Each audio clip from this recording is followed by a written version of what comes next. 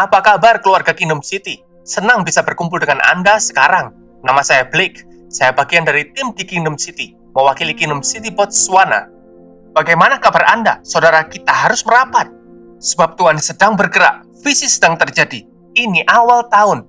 Kita baru melewati Vision Sunday. Pastor Mark berbagi visi. Banyak hal sedang dibangunkan. Identitas sedang dibangun. Bahwa Anda melihat, Anda tahu. Ingat, kita mau melihat yang baik, melihat yang tak terlihat, melihat jauh ke depan. Kita melihat banyak hal, tapi menariknya di musim di mana visi dan identitas mulai ditetapkan, saya melihat musuh melakukan beberapa serangan terbesarnya.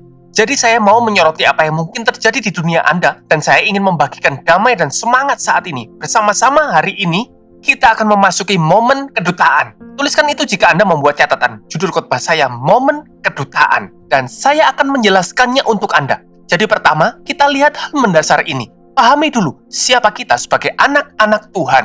Nah, 1 Petrus 2 ayat 9 mengatakan, tapi kamulah harta pilihan Tuhan.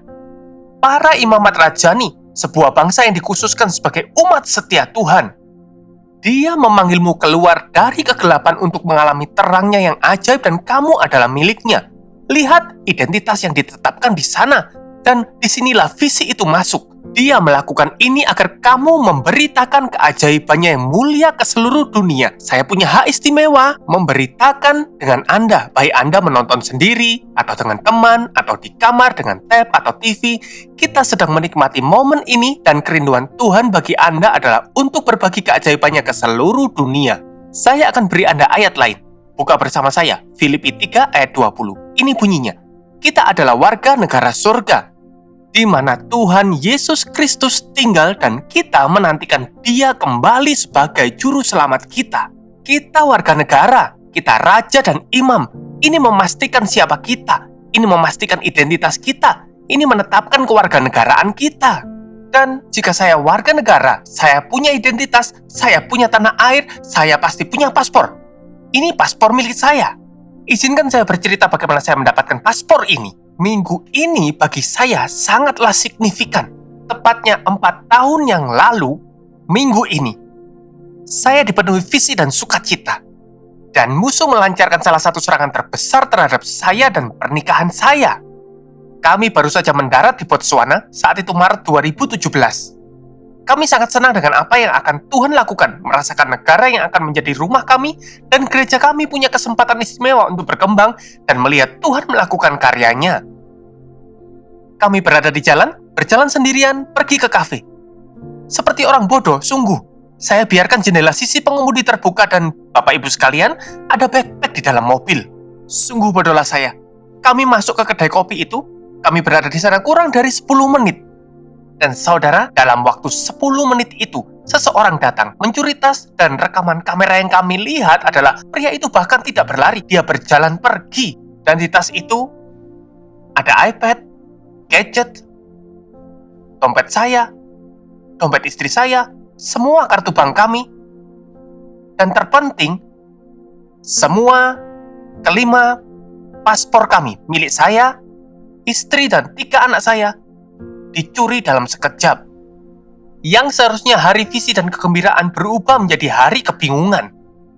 Hari yang mengejutkan. Menjadi hari kehilangan, hari penuh ragu, hari ketakutan. Dan saya merasa saat ini ada orang di luar sana. Saat Anda mengikuti ini, Tuhan, Dia ingin membangunkan Anda, Dia ingin menjangkau Anda lagi karena ada panggilan, ada tujuan, ada panggilan dalam hidup Anda. Tapi musuh melakukan sebisa mungkin untuk bisa merampas identitas Anda, merampas visi Anda, merampas keberadaan diri Anda. Dan saya beritahu Anda, itu terjadi pada saya karena, pikirkan ini, apa fungsi paspor ini bagi saya? Paspor ini mewakili identitas dan visi kita. Ini memberitahu saya siapa saya, dari mana saya berasal, apa yang bisa saya lakukan, kemana saya bisa pergi. Segala hak yang saya punya melekat pada paspor ini. Jika hilang, saya tidak bisa membuktikan semua itu. Jadi, saat paspor kami dicuri, meski kami telah memesan penerbangan dan banyak hal terjadi, semuanya berhenti, semua tertunda. Kami terjebak selama 1 musim sampai kami bisa mendapatkannya kembali. Dan inilah yang musuh ingin lakukan karena Tuhan punya rencana untuk Anda. Ada identitas untuk Anda, ada masa depan. Dia punya visi untuk Anda, Dia punya ini untuk Anda. Penerbangannya sudah dipesan. Lihat, karena Yesus Kristus, Karena kematiannya disalib dan kebangkitannya, Anda punya tiket terbang. Orang yang merampok kami hari itu tidak mencuri tiket pesawat kami. Dia tidak mengambil itu. Perjalanannya sudah dipesan, waktu sudah ditetapkan, tiket sudah terbayar. Dia tidak bisa mengacaukan perjalanannya, tapi dia bisa kacaukan identitas kita. Dia menyerang paspor kita dan menunda perjalanan yang seharusnya kita tempuh. Bapak Ibu sekalian, Anda punya panggilan. Anda punya tujuan. Anda punya identitas, tidak ada kata jika. Ini jaminan.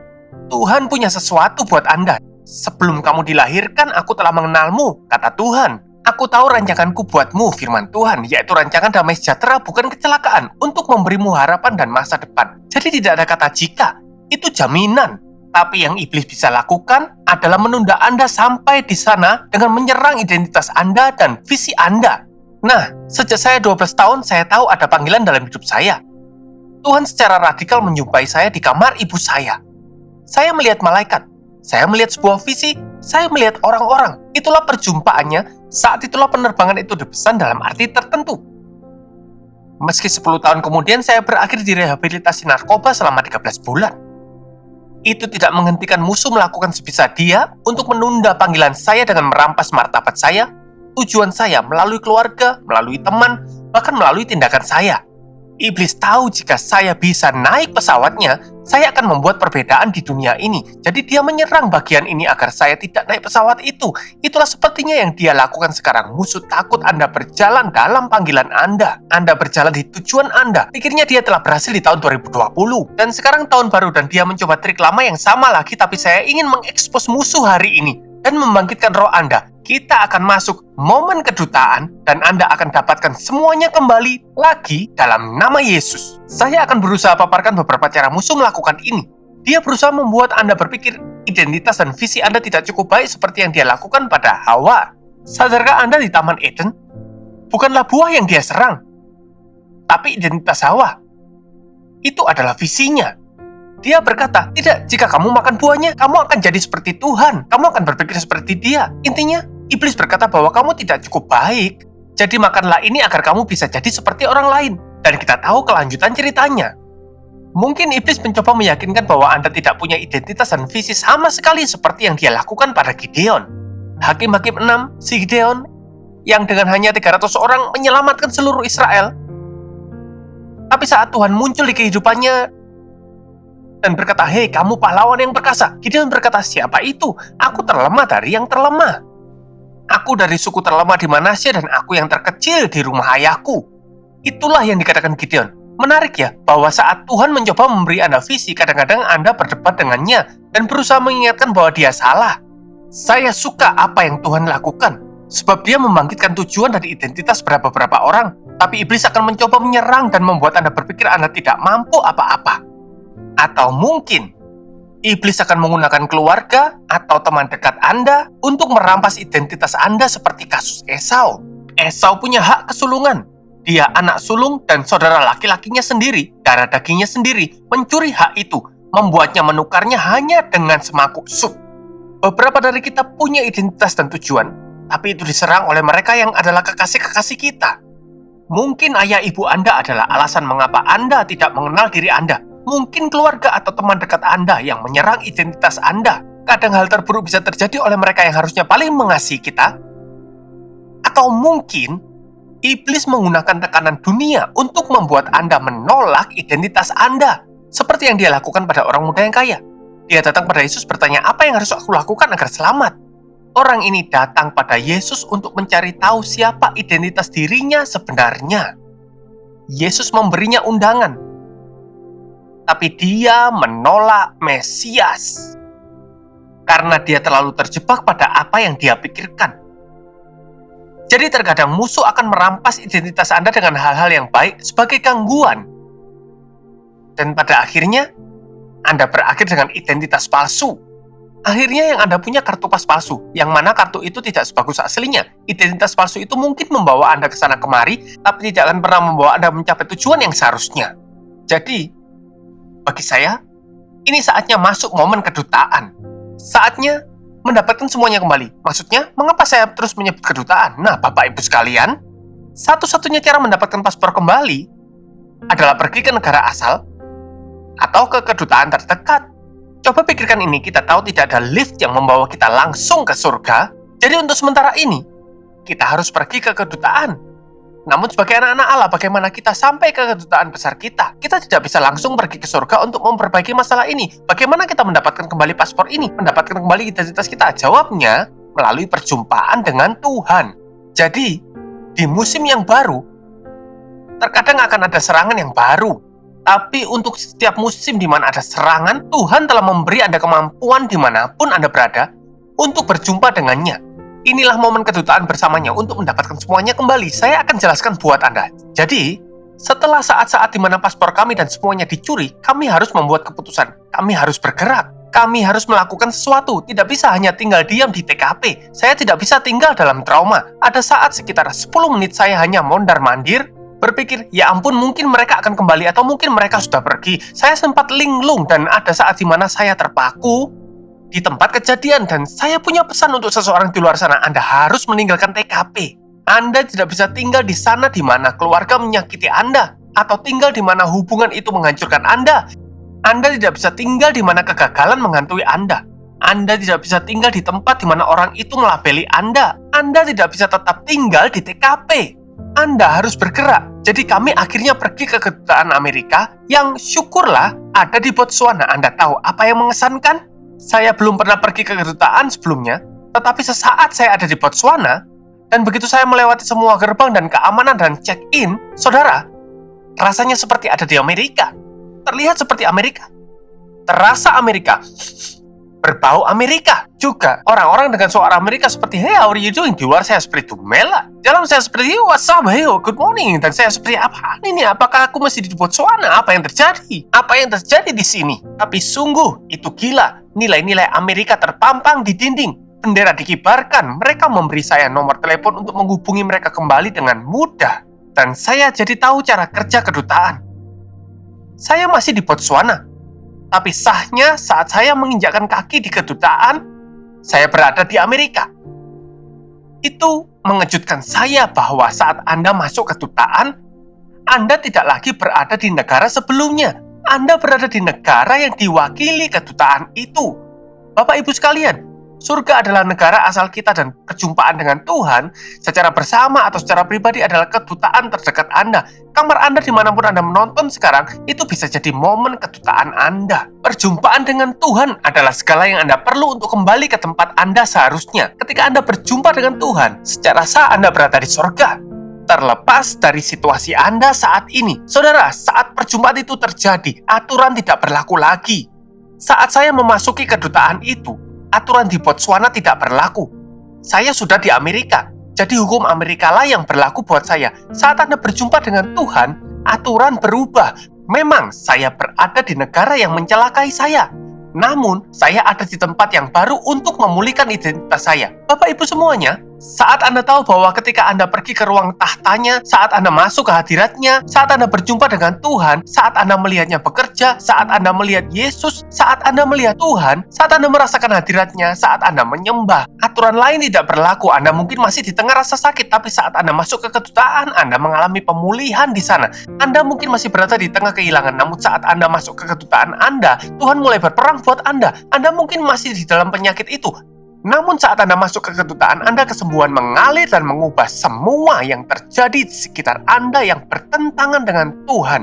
Dan kesemuanya itu tidak lagi berlaku saat Anda masuk ke kedutaan Anda. Tuhan mau membawa seseorang kembali ke tempat di mana dia seharusnya sekarang, dan saya merasa perlu mengingatkan ini. Ada tertulis di Matius 6 ayat 10, datanglah kerajaanmu, jadilah kehendakmu di bumi seperti di surga. Bapak Ibu sekalian, saat Anda berjumpa dengan Tuhan, saat Anda menyembah, saat Anda berdoa, saat Anda ada di hadiratnya, saat Anda mengambil langkah itu, Anda membawa surga turun. Mari kita lihat hal yang praktis. Bagaimana kita melakukan ini? Bagaimana mengakses kedutaan kita? Saya punya 4 langkah mudah yang dapat Anda praktikkan sekarang. Dimanapun Anda berada, kapanpun paspor Anda diserang, kapanpun identitas Anda dicuri, kapanpun penglihatan Anda terhalangi, jika Anda mengikuti 4 langkah ini, Tuhan akan menyelamatkan Anda. Nomor 1, posisi positif. Seperti yang saya bilang, saya tidak boleh tinggal di TKP. saya harus pergi ke tempat yang seharusnya. Saya harus memposisikan diri saya berada di tempat di mana Tuhan dapat bergerak. Dan beberapa dari Anda telah menempatkan diri di Kingdom City, memposisikan diri di Connect Group, Anda memposisikan diri di Greenhouse, Anda memposisikan diri agar beberapa hal terjadi karena Anda tahu jika Anda tetap tinggal di tempat, Anda akan terjebak di sana. Tapi jika Anda sampai di tempat baru, Anda memposisikan diri Anda sehingga Anda dapat membuat ruang bagi Tuhan untuk melakukan beberapa hal. Nomor 2, ini tentang kesabaran yang gigih. Nomor 1, posisi positif. Kedua, kesabaran yang gigih. Ini tidak mudah dan tidak instan. Butuh waktu bagi saya untuk mendapatkan paspor kembali. Saya harus menunggu di antrian, memasuki beberapa ruangan, harus mengisi beberapa dokumen. Ada beberapa hal yang harus saya lakukan. Dan itu adalah sebuah proses agar kewarganegaraan saya dipulihkan. Ini bukan perbaikan cepat, ini bukan pil ajaib, ini adalah sebuah proses. Mungkin kita berpikir, mantap, aku memposisikan diri dan Tuhan memperbaiki sekarang juga. Bukan begitu caranya. Tetapi jika Anda terus bersabar, Anda tidak menyerah, saya pastikan kepada Anda Tuhan akan mulai bergerak. Jadi, nomor 1, posisi positif. Nomor 2, kesabaran yang gigih. Nomor 3, membayar harga. Saudara, paspor itu tidak gratis. Ada harga untuk mendapatkan semuanya kembali. Saya harus membayar. Ada pengorbanan dan tidak ada sesuatu pun tanpa pengorbanan. Kita seharusnya tidak datang kepada Tuhan tanpa pengorbanan. Karena Dia baik, karena Dia layak. Dan jika Anda menyadari Dialah yang dapat mengembalikan semuanya, mengapa tidak mau membayar harga untuknya? Orang muda yang kaya tadi tidak mau membayar harga. Dia mau Tuhan, dia mau mengikuti Yesus. Tapi saat Yesus berkata, "Hei, jual semua milikmu, berikan pada orang miskin. Serahkan identitasmu, serahkan identitas palsumu." Itu harga bayar orang muda kaya itu. Dia tidak mau membayar harga dan dia pergi. Tapi jika saya bisa memposisikan diri secara positif, jika saya bisa terus bersabar, jika saya membayar harganya, saya akan menerima janji kenabian. Lihat, ini adalah janji. Ini janji yang dibuat oleh pemerintah Amerika Serikat. Bahwa mereka akan mengakui hak-hak saya, hak istimewa, dan akses saya, dan identitas saya sebagai warga negara bangsa ini. Jadi Anda akan menerima janji. Ini akan memakan waktu, tapi Tuhan akan bergerak jika Anda memposisikan diri secara positif. Tuhan, izinkan aku melayani. Aku akan keluar dari rasa puas diri. Izinkan aku bertemu dengan orang-orang baik. Izinkan aku gigih. Izinkan aku mengalami kesembuhan. Izinkan aku mengalami pemulihan. Izinkan aku mengalami pemuridan. Jika Anda bersedia berkorban, melakukan sesuatu, membaca, berdoa, melayani, maju, dan melampaui. Itulah mengapa saya sangat bangga dengan siswa Greenhouse secara global di seluruh dunia. Anda membayar harganya untuk melihat Tuhan bergerak di dunia Anda. Pemuridan menuntut harga bayar, tapi jika Anda menjalaninya, Anda akan melihat Tuhan bergerak. Dan saat semua ini terjadi, Anda akan menerima janji kenabian. Dan saya ingat hari di mana kedutaan menelepon saya dan berkata, "Pak, silakan datang. Paspor Anda sudah siap dan bisa diambil sekarang." Anda tahu apa yang keren? Paspor asli saya yang dicuri kadaluarsa di tahun 2020. Paspor baru yang mereka buat bahkan lebih baik. Mereka tambahkan 10 tahun. Jadi Tuhan bukan hanya memulihkan, Dia memperluas. Dia terlebih memberkati saya. Jika Anda percaya hari ini dan memposisikan diri, Anda tidak hanya akan mendapatkan kembali apa yang telah dicuri dari Anda akan alami apa yang lebih baik. Anda akan beroleh lebih. Anda tidak akan pernah tahu, tapi apa yang Tuhan akan bangunkan dalam Anda saat Anda menjalani ini, Tuhan akan membawa Anda mengalami hal-hal yang tidak pernah Anda pikirkan sebelumnya. Saya ingin membaca ayat buat Anda dari Wahyu 2 ayat 17. Ini tidak masuk akal bagi saya, tapi ini berbicara kepada saya dan saya ingin membacakannya buat Anda. Wahyu 2 ayat 17 mengatakan, "Siapapun yang bertelinga hendaklah mendengarkan Roh dan memahami apa yang Dia katakan kepada gereja-gereja, kepada semua orang yang menang. Aku akan memberikan mana yang tersembunyi di sorga." Itulah pengetahuan, itu pemahaman, dan lihat ini. Perhatikan ini. Aku akan memberikan kepada masing-masing satu batu putih. Dan di atasnya akan terukir nama baru yang tidak seorang pun paham kecuali orang itu. Anda akan menerima nama baru. Inilah perjumpaan. Inilah momen kedutaan. Anda akan beroleh kembali identitas Anda, mendapatkan visi Anda kembali, mendapatkan pemahaman Anda kembali. Jika Anda siap berjumpa dengan Tuhan, siap masuk kedutaan Anda, Dia akan bergerak. Dan kita melihat semuanya di dalam Alkitab. Ada saat di mana perjumpaan dengan Tuhan mengubah nama, mengubah identitas. Saulus menjadi Paulus, Abram menjadi Abraham, Yakub menjadi Israel, Benoni menjadi Benyamin, Ada orang-orang di Alkitab di mana nama lama mewakili sifat mereka, seperti yang telah kita lihat di beberapa minggu terakhir, dan sifat-sifat itu membawa mereka ke arah tertentu. Tapi ada perjumpaan dengan Tuhan, ada momen kedutaan, dan Dia mengubah nama mereka. Dan Bapak Ibu sekalian, saya sangat bersyukur pada Tuhan, Dia tidak hanya mengubah nama saya. Saya tidak hanya mendapatkan paspor baru, saya mendapat identitas baru. Saya mendapat kesempatan untuk hidup. Penundaan itu membawa saya tinggal di Botswana sampai Paskah, dan di hari Minggu Paskah Tuhan bergerak. Dan penundaan itu, serangan itu menegaskan bahwa disinilah kami seharusnya melakukan ini. Disinilah kami dipanggil, dan saya beritahu Anda, Tuhan akan bergerak. Apakah Anda siap untuk momen kedutaan Anda?